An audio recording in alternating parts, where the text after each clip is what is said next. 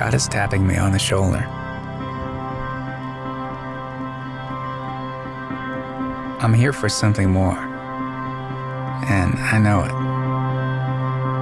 I feel it. I'm no longer willing to spectate. It's no longer enough for me to just sit and listen. He's calling me.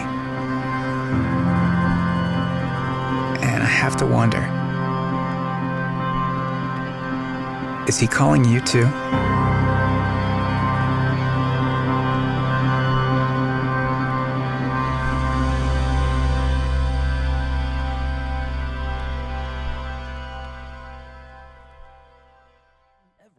Hey, my name is Philip. If you're a guest or new with us, or you just took the wrong turn, we're glad that you're here. If you're a regular attender, we're glad you're here too. And we have some of our beloved out-of-town college students back with us. Can we lift it up for those folks?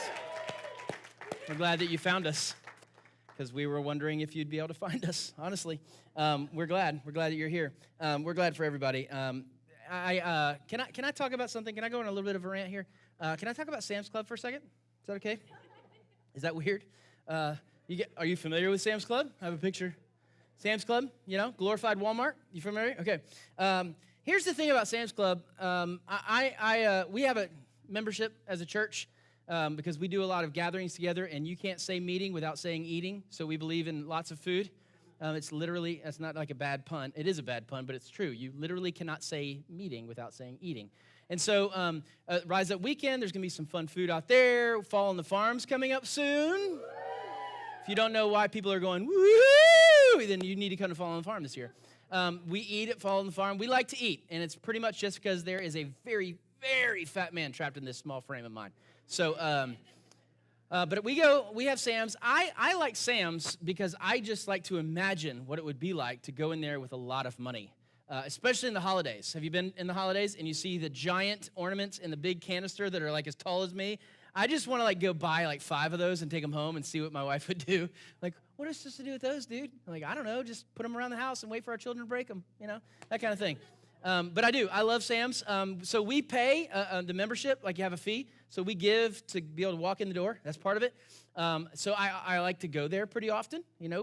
It's fun. It's weird. I like to go and look at some of the office stuff that I don't get to buy because we don't have a big office, and all this kind of stuff. So I go there pretty often, pretty regularly, and then, of course, I go to the sporting goods store next to it and dream even bigger, as if I had a reason to buy sporting equipment for myself. But I actually tell others about being a member at Sam's. When other pastors are like, well, we need this, and they're like, well, you need to go to Sam's. They've got this, and they've got that. And have you had their cakes? They make a really good sheet cake, by the way, in case you didn't know. It's better than Publix, because I don't like Publix icing. It's like that whipped stuff that's supposed to be better for you. If I'm eating cake, what part of cake makes you think I'm concerned about something being good for me? Okay? Get off my back, Publix. Anyway, they make it good. So I tell people about Sam's and my purchases at Sam's. I buy clothes there, and that probably makes me not so classy. But they have good deals on shorts and polos sometimes. And so, and actually I have some thermal Henleys there last year that I love. And so I will actually take the things I get there, and I will take that into the rest of my life. I wear them out in public. I take them to places. I take food to places. I take equipment to places. And so I take what I get at Sam's into the other parts of my life. But I'm still not a part of the team at Sam's. I'm a member, and I show up, and I pay the fee, and I take things from there that I've gotten there into other places, but I'm not a part of the team. And why am I not a part of the team, do you think? What's the difference between the team members at Sam's and me? They get paid to be there. But that's not the main difference. I know a Major League Baseball player who has not played one pitch of baseball in 20 years and is still getting paid by a professional baseball team. I think it's Bobby Bonilla. Is still getting paid for being a Major League Baseball player without playing Major League Baseball. So being paid isn't just the difference. Bingo. Serving. You see, I will go to Sam's, but I will not clean up the kid who threw up in the aisle. That's not me. I don't go and I stock shelves. I don't do that at Sam's. And that's the difference between a team member at Sam's and just somebody who shows up and somebody who gives money to walk in the door. And I I see a lot of parallels there between the church and Sam's Club. If you're just joining us, we're in the middle of the series on our vision and values, who we are as a church. We're reminding ourselves of what we've been called to be as a church, and we're walking through our core values. We have 6 of them. Last week, we talked about strategic missions. If you missed that, you should go online and watch. We're not going to talk about authentic community because in a couple of weeks, we're going to do an entire series on authentic community, talking about small groups. We're actually, every small group in our church, every adult small group in our church is going to do the same small group study for a few weeks as we walk through that together. But today, I want to talk about committed service because there's a different mentality when it comes to church in today's culture, in American culture, in Southern American culture, than there was when the church was created. You see, in the first century church, they understood what it was to surrender their life to Christ. They were doing just that. They were surrendering their life to Christ. Because when Jesus called people to follow him, he was calling them to serve others. That is the critical component about being a part of God's church. So you can show up, and there's a lot of people that just show up, and we're grateful for you because my family is grateful, so I don't have like an anxiety fit every Sunday afternoon, and we were the only ones there. It's fun to have a full room. I'm grateful that you give. Our church is incredibly generous. But there are about 46 regular attending adults who do not serve whatsoever in any capacity in our church. And it's split right down the middle. It's 23 guys, 23 girls, which I was kind of surprised by. I thought it was going to be a bunch of lazy guys like me, but it's not. And so I started to think, like, why is that the case? Why have we adopted this model of being imposter members of counterfeit churches? And I say imposter members because you're not really a member. You're not a part of the body if you're not serving. You see, if you had a finger that didn't serve its purpose, it's not a member of the body. It's not a contributing member of the body. It's just an appendage. And that's what we are. We're not members of a club. We're not members of a country club. This is members of the body. That's what we call ourselves as the church. And if you're a guest or you're new or anything like that, and like pressure's off, you don't have to worry about anything today. We're just glad you're in the room. But for those of us who are Christians, and I say Christians because if you are called to be a follower of Jesus, then he expects you to be a part of a local body of believers. And there are certain expectations from Jesus on what it means to be a part of the church. And I don't just mean like worship team or kids, or there are so many different areas, and I'll get to that. But we have adopted this idea that belonging to a group is okay as long as I contribute and I show up occasionally. But that wasn't the case not too many years ago. And I don't just mean the church, I mean American culture. At some point, everybody belonged to some club or organization other than their family. There were Elks clubs and Shriners and fraternities and sororities and Rotary Club. Everybody was trying to belong to a group of people outside of their own family because they understood that community was a part of who they were, who God created us to be. And in order to be in community, you actually have to serve each other. But we think that it's too much. We've changed the script a little bit. The Apostle Paul was a guy who hunted Christians, arrested them, and other people killed him, and he would approve of it. But Jesus showed up and changed his life. And the Apostle Paul became the first missionary, the first church planter. He started raising up people, leaders. He started calling people to Jesus, to follow Jesus. And one of those guys was named Timothy. And he was a young man that Paul was raising up and discipling to be a pastor. And as Paul was coming to the end of his life, in 2 Timothy, if you have a Bible, I'd love for you to turn to 2 Timothy. We're going to put this on the screen in just a moment. But he was near the end of his life, and Paul was trying to give Timothy some encouragement, some challenge, some instruction before he was gone. And in chapter 4, in verses 6 to 7 of 2 Timothy, Paul says this to the young man. He says, for I am already being poured out as a drink offering. He's using this beautiful illustration to help Timothy understand what his life has been like since Jesus interrupted his life. I've been poured out as a drink offering, and the time of my departure has come. Verse 7, I have fought the good fight. I have finished the race. I have kept the faith. See, for Paul, part of finishing the race, part of keeping the faith, was pouring himself out for the sake of the church and for the glory of God. And listen, we've got some people in our church who have been pouring themselves out, man. We have some people who have been serving in this church since day one. As a matter of fact, I want to recognize somebody who's been serving our church in a major way, and she's going to hate me for it. But Donna, will you come on up here? I know there's two Donnas, but she knows who I'm talking about. I'm sorry. Yeah, I know. But sometimes we got to do this.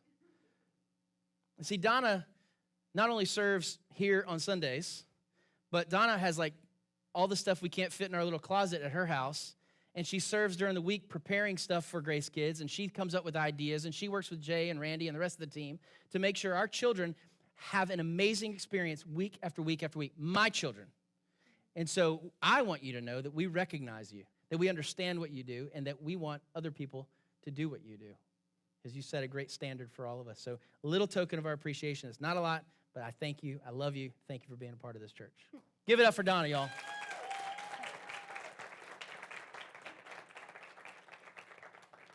I pride myself of being one of the few people that can pronounce her name properly, Donna Schmielewski. Everybody else calls her Shmielewski. But is that right, Emma? Give me the... No, I found out last year that we can pronounce it. Right, I quit. I'm out. Just kidding. If you don't get it right and I don't get it right, I'm okay with that.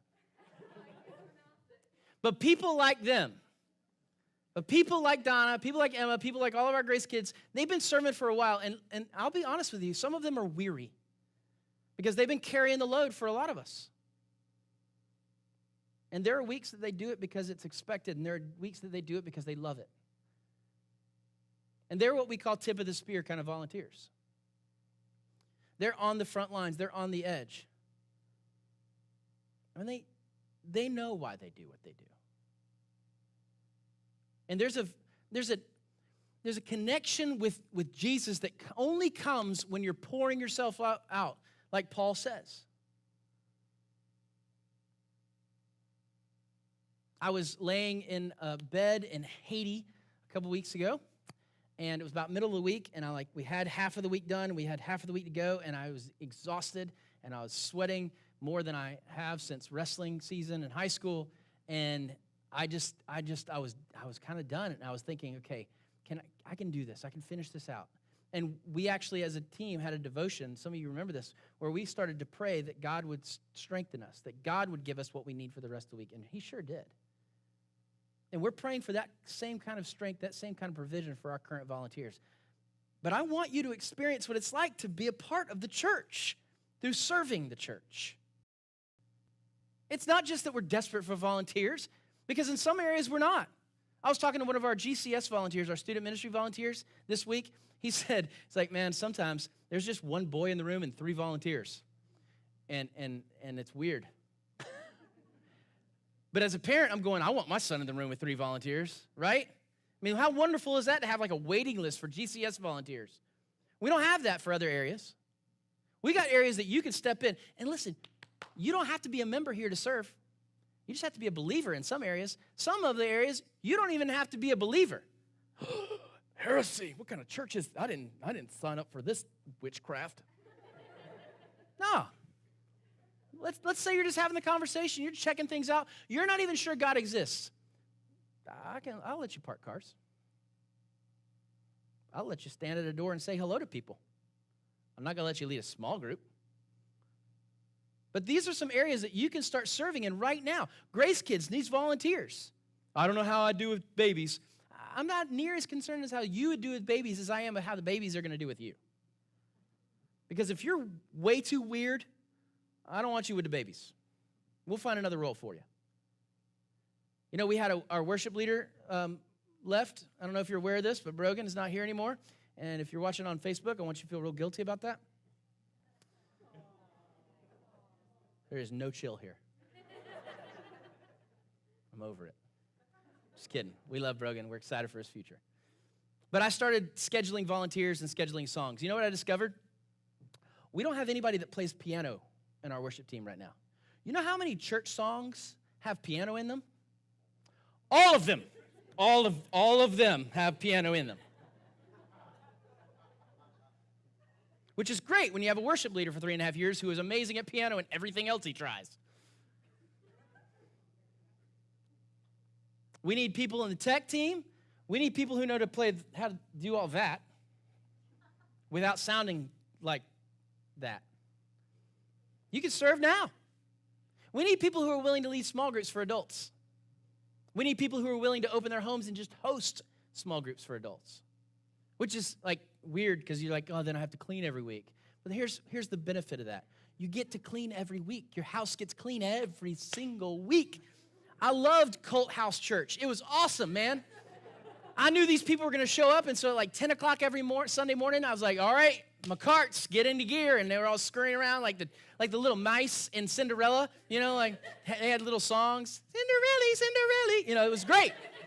At 2 p.m. on Sunday afternoon, I was loving life because I'm sitting in a clean house. It was awesome. You could host a small group. I don't know if you've noticed, but our parking lot is not that big, and it's been full for the last 2 weeks. And we're not even to fall yet. So we need a legitimate parking team, people who are serving on that team with a purpose that understand that the sermon starts out there. Because if you have a bad experience in that parking lot, you're not going to have a very good one in here. If you're flipping people off in the parking lot, probably not listen to a whole lot. Actually, if people are flipping you off in the parking lot, which sometimes might happen, we need teams. Like, I'm on A week, I'm on B week. And you get out there and you wear the vest and you're helping people and you're being nice and you're smiling. We need a legitimate parking team. And as our church has grown and hopefully by God's grace continues to grow, we're going to need a care team. As a matter of fact, we're already there. A team of people who understand that there is pastoral care, that if it's all left to me, it won't happen or it will be very, very bad. That are willing to write thank you notes and get well notes and visit hospitals and build handicap ramps on porches and just take care of each other. These are areas that we need to staff up with volunteers who are willing to be committed in their service to the church and to Jesus. There's something unique that happens, and you may never know what the church can do for you until you see what the church can do through you. I've seen it in my life. And I bet if you'd ask many of these volunteers that are currently serving, they would say the same thing. Now, we're not getting out early because it sounds like I'm wrapping up, right? But I have another thing to talk to you about. And that's sacrificial generosity.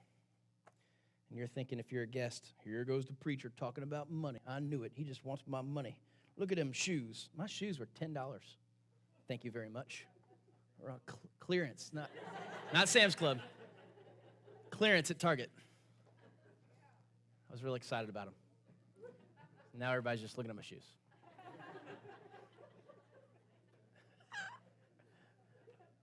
I almost just fell, by the way.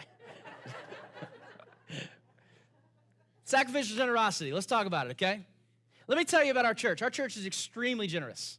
In the last year, from where we were a year ago, 2017, our church has declined in attendance by 10%, which you would think that's why my white hair is growing. Yeah, maybe. But here's what's weird about that. Our church, our per person giving per week has gone up by 46%. It makes no sense.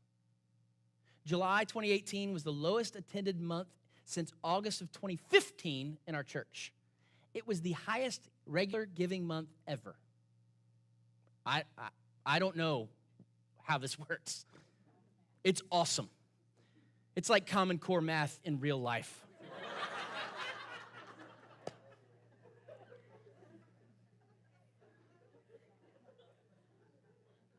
But here's why I want to talk about it. We're not in bad shape financially, church. But some of you know that you're not giving. And if the average giver is $38, then you can figure out very quickly that there are some people who are giving very sacrificially.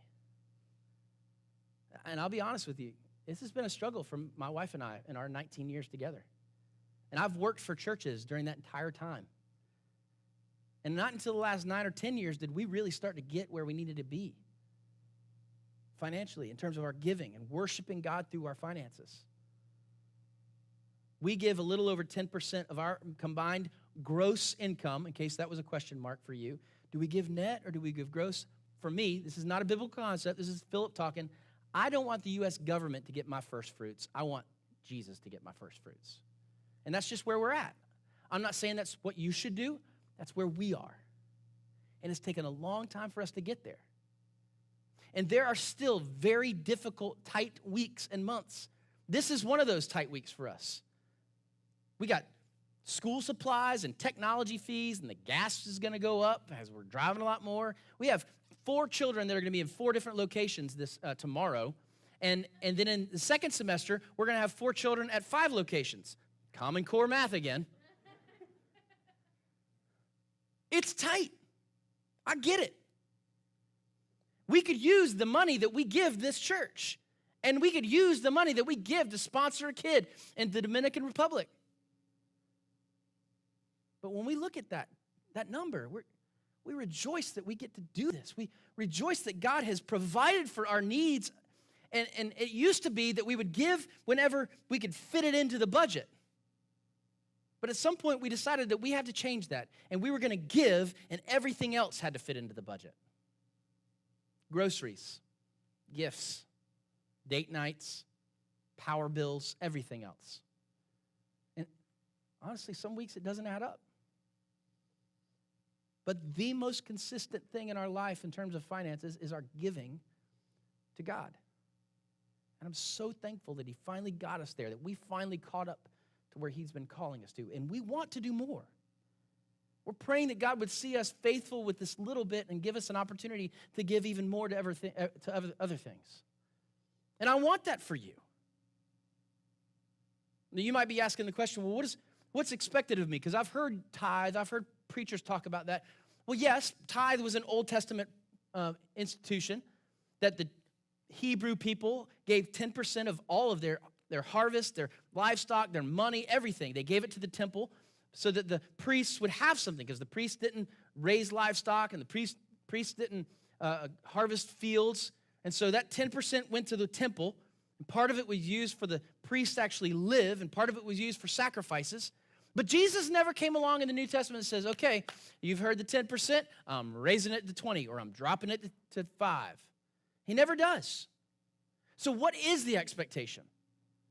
Well, Paul tells us, same Paul that was encouraging Timothy in 2 Corinthians chapter 9, which is not far from where we are, just go back a few letters.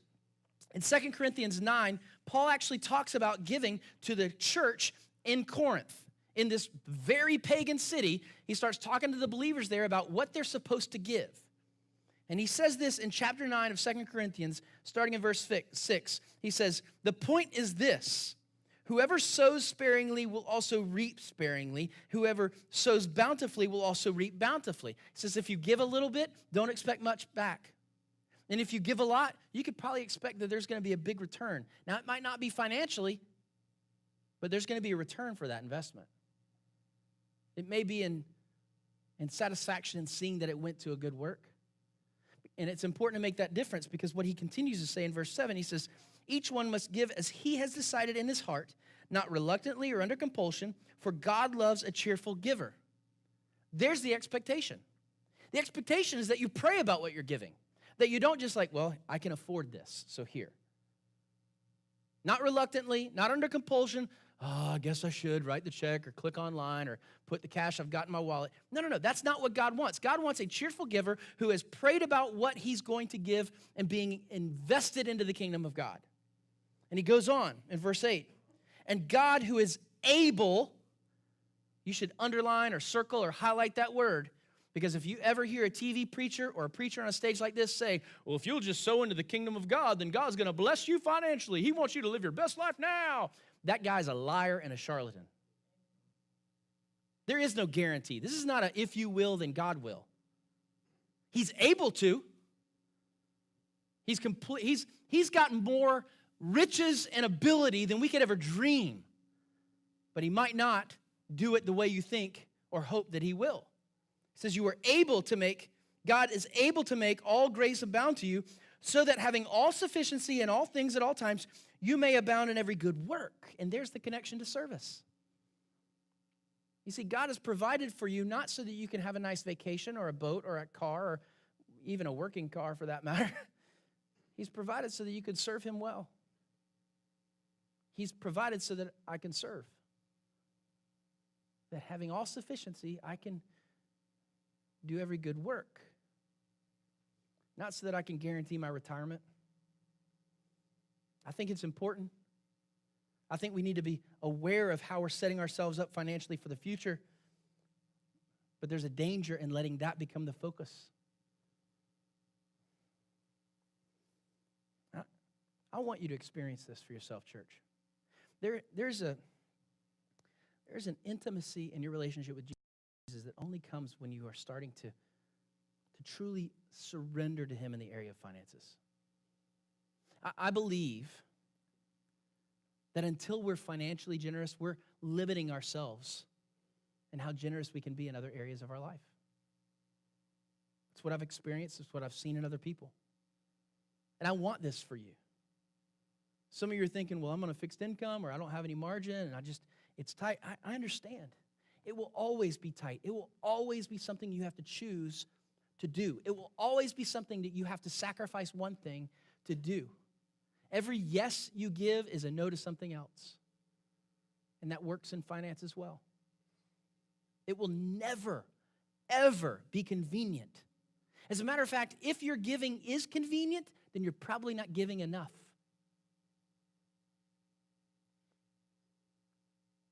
Now,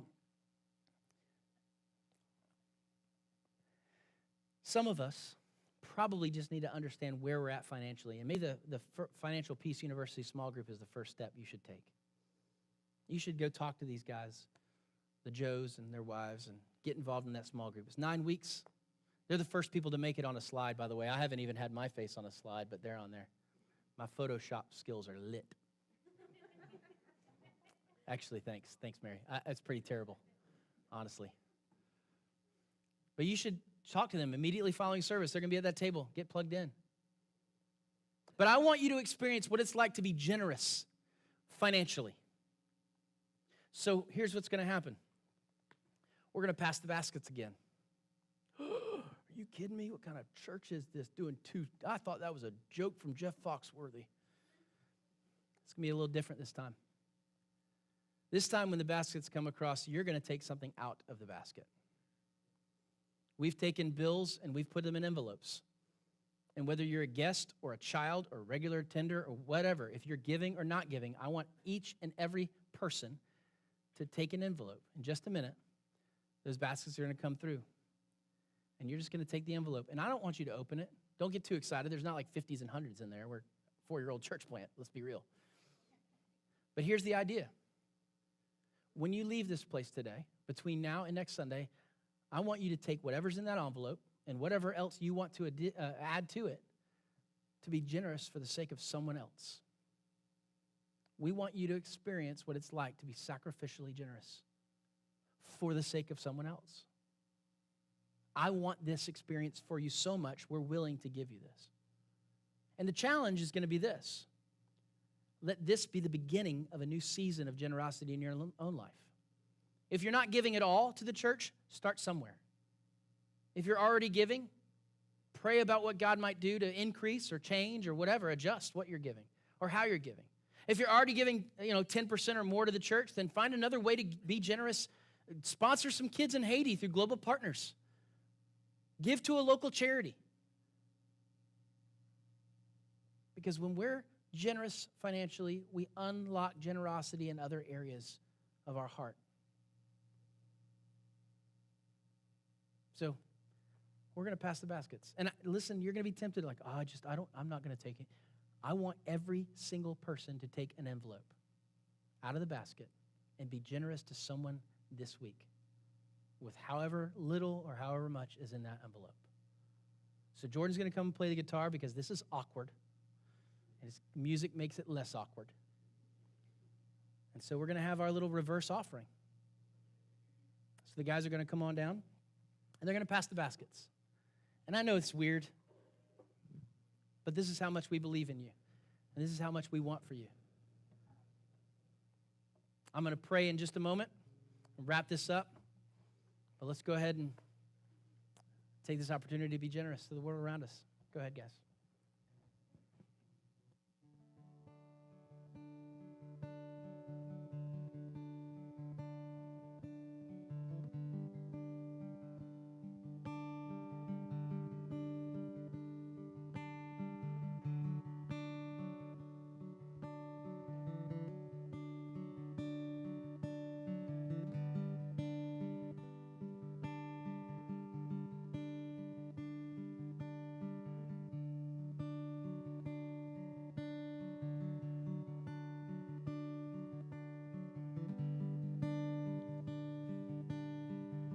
I forgot to say this first service, but some of you were invited to a closed GCC group on Facebook. And here's why we created it. Because we want to give you a place where you can share what God is doing through your generosity. We want you to share a story. Because you don't know that little bit of money that you have and the little bit of action you have to take may be the provision someone else has been praying for. It may be the kindness that someone has been begging to see. It may be the only little bit of Jesus that person sees this week. And we want you to share your story in that group. If you haven't been invited to it, let us know. We'll invite you to it. It's not something special. We're not only inviting certain people. We want to close so that not anybody can just come and look. But it's a place for us as a family, as a community of faith, to share about what God is doing through us, because sometimes you don't know what the church can do for you until you see what the church can do through you. I hope that this is the start of a new season for us. I hope that in a few weeks that I got to come and tell you, this actually happened. And as they started preparing for the tabernacle, they actually had to tell the people of God to stop giving. I would love to be the first pastor in history to tell his church to chill out on their offering. We ain't there yet. Why not work toward it? I want this for us, church. I want this for you and your personal relationship with Jesus. I want to pray for you. God, thank you. Thank you, Jesus, for being so generous with your life, with your mercy, your grace, your love, and forgiveness to us. Help us to remember that every moment of every day so that we might be that generous to the world around us, to our friends, to our family, to our enemies, to our strangers. That you would use us to share your love with the people around us. Lord, give us the courage to commit to serving you. Give us the courage to trust you with our finances. Give us the courage to surrender everything to you. And even on the tight weeks, when it seems there's no hope, help us to trust for your provision, whether it's financially or the strength we need to endure another day. God, let us experience what it's like to truly depend on you. I thank you for this church, the blessing that they've been to me, the incredible display of your generosity and your love. God, I pray that you would let us be that for the city of Rock Hill, for York County, for South Carolina, for the U.S., and around the world, that you would use us to show your love, your generosity to everyone. Be with us as we go today, Jesus. We pray this in your name.